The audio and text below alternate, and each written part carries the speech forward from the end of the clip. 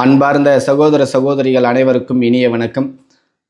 தமிழகத்தினுடைய 17வது சட்டமன்ற அவை கூட்டமானது தற்பொழுது ஆளுநர் உரையின் மீதான விவாதங்களோடு தொடர்ந்து நடைபெற்று கொண்டிருக்கிறது. ஒவ்வொரு சட்டமன்ற கூட்டத்தொடருக்கு முன்பாக ஆளுநர் உரை என்பது முக்கியமாக பேசப்படக்கூடிய ஒரு விஷயம். அப்படி நம்முடைய ஆளுநர் இதற்கு முன்பாக அவருடைய முழு உரையையும் வாசித்த பிறகு அவருடைய உரையின் மீதான விவாதமானது நடைபெற்று கொண்டிருக்கிறது. கடந்த 5 ஆண்டு காலத்தில் திமுக ஆட்சியில் நம்ம பார்த்தோம் அப்படின்னா ஆளுநர் உரை என்பது முழுமையாக நம்மளால் பார்த்துருக்க முடியாது. அவர் ஆளுநர் உரை ஆரம்பிக்கிறதுக்கு முன்னாடி வெளிநடப்பு செய்திருப்பார், ஆளுநர் உரை பாதிலேயே வெளிநடப்பு செய்திருப்பார். இப்படி ஒரு ஆளுநருடைய மாண்பையும் கண்ணியத்தையும் சீர்குலைக்கும் விதமாக கடந்த 5 ஆண்டு காலத்தில் சட்டமன்ற அவை கூட்டமானது நடைபெற்று கொண்டிருந்தது. ஆனால் தற்பொழுது அமைந்திருக்கக்கூடிய இந்த அரசாங்கத்தினுடைய முழு உரையையும் ஆளுநர்கள் வாசித்திருப்பது என்பது மக்கள் மத்தியில் ஒரு புதிய கண்ணோட்டத்தை கொண்டு வந்திருக்கிறது. இப்படிப்பட்ட ஒரு எதிர்பார்ப்போடு நடைபெற்று கொண்டிருக்கக்கூடிய இந்த சட்டமன்ற கூட்டத்தில் ஆளுநர் உரையின் மீதான விவாதத்தில் மதிப்பிற்குரிய எதிர்க்கட்சி தலைவராக இருக்கக்கூடிய அண்ணன் உதயநிதி ஸ்டாலின் அவர்கள் ஆளுநர் உரை துவங்கத்தின் போது தேசிய கீதம் இசைக்கப்பட்டதையும் ஆளுநர் உரை முடித்த பிறகு தேசிய கீதம் இசைக்கப்பட்டதை ஒரு குற்றமாக கருதி சபையில் ஒரு கேள்வியை வைத்திருக்கிறார். 2 முறை தேசிய கீதம் இசைப்பதற்கான காரணம் என்ன ஒரு கேள்வியை முன்வைத்திருக்கிறார். அதே போல் அந்த கேள்விகளோடு இணைத்து நமக்கு தமிழ்த்தாய் வாழ்த்து முக்கியமா இல்லை ஆளுநர் முக்கியமா என்கின்ற ஒரு உணர்ச்சிகளை தூண்டும் விதமான ஒரு கேள்வியையும் முன்வைத்திருக்கிறார். மாண்புமிகு எதிர்க்கட்சி தலைவராக இருக்கக்கூடிய அண்ணன் உதயநிதி ஸ்டாலின் அவர்கள் தெளிவாக ஒரு விஷயத்தை புரிந்து கொள்ள வேண்டும். சட்டமன்ற கூட்டத்தொடர் எப்படி நடைபெறுகிறதோ அதே போல தான் நாடாளுமன்ற கூட்டத்தொடரும் நடைபெறுகிறது. ஒரு நிமிஷம் நம்ம நாடாளுமன்ற கூட்டத்தொடரை பார்த்தோம் அப்படின்னா இதனுடைய அடிப்படை நமக்கு தெளிவாக தெரிஞ்சிடும். ஒவ்வொரு வருஷமும் நாடாளுமன்றத்தினுடைய கூட்டத்தொடர் துவங்கும் பொழுது குடியரசுத் தலைவருடைய உரையோடு துவங்குவது என்பது மாண்பு. அதே போல் குடியரசுத் தலைவர் உரை ஆரம்பிப்பதற்கு முன்னாடி தேசிய கீதம் இசைக்கப்படும், குடியரசுத் தலைவருடைய உரை முடிந்த பிறகும் தேசிய கீதம் இசைக்கப்படும். இது நாடாளுமன்றத்தினுடைய அரசியல் சாசனத்தின் அடிப்படையில் வகுக்கப்பட்ட ஒரு கட்டமைப்பு. அதே போல தான் இந்திய அரசியலமைப்பு சாசனத்திற்கு உட்பட்டு தான் சட்டமன்ற அவை கூட்டம் என்பது. ஆளுநர் என்பவர் குடியரசுத் தலைவரால் நியமிக்கக்கூடிய ஒரு தமிழகத்தினுடைய முதல் பிரதிநிதியாக இருந்து இந்த கூட்டத்தொடரை துவங்கக்கூடியார்.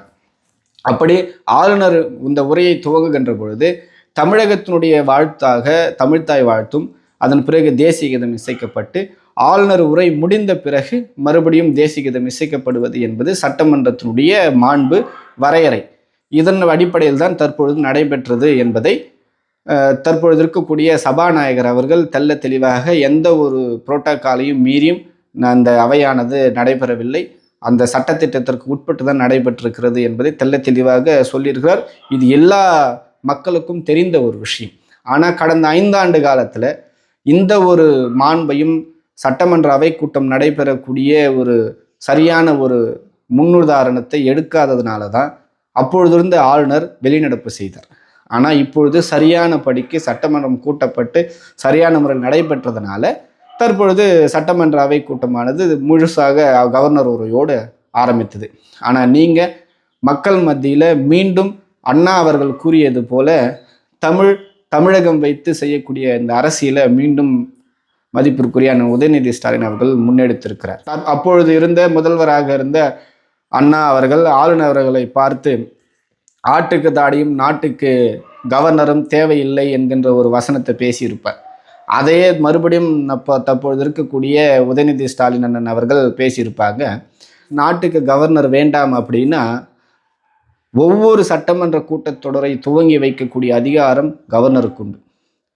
அதே போல ஒவ்வொரு சட்டமன்ற உறுப்பினர் மீது நடவடிக்கை எடுக்கும் பொழுதும் அமைச்சர் அவை விரிவாக்கம் செய்கின்ற பொழுதும் ஒவ்வொரு அரசாங்கம் பதவி பிரமாணம் செய்து வைத்து அரசாங்கத்தை வழிநடத்தக்கூடிய ஒரு தலைமை பண்பை கொண்டவர் கவர்னர். கவர்னருக்கென்று நிறைய வரம்புகளும் உண்டு, அதிகாரங்களும் உண்டு.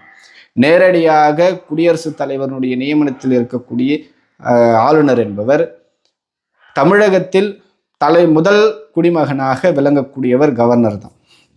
அப்பொழுது ஒரு ஆட்சி அமைக்கக்கூடிய அதிகாரத்தை கொடுப்பதும் கவர்னர் தான், ஒரு ஆட்சியை கலைக்கக்கூடிய அதிகாரத்தை பெற்றவரும் கவர்னர் தான், ஒரு ஆட்சியை வழிநடத்தி செல்லக்கூடிய வழிகாட்டியும் கவர்னர் தான்.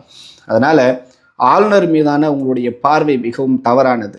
உங்களுடைய ஆட்சி காலத்தில் இருந்தது போலவே ஆளுநரை எளிமையாக கையாண்டுட்டு போகலாம் அப்படின்னு நினச்சிட்டு இருந்தீங்க அப்படின்னா தற்பொழுது முடியாது. ஏன் அப்படின்னா தற்பொழுது இருக்கக்கூடிய ஆளுநர் மிகவும் திறமை வாய்ந்தவர். அவருடைய நடவடிக்கை என்பது சட்டத்திட்டத்திற்கு உட்பட்டு தான் நடைபெறும்.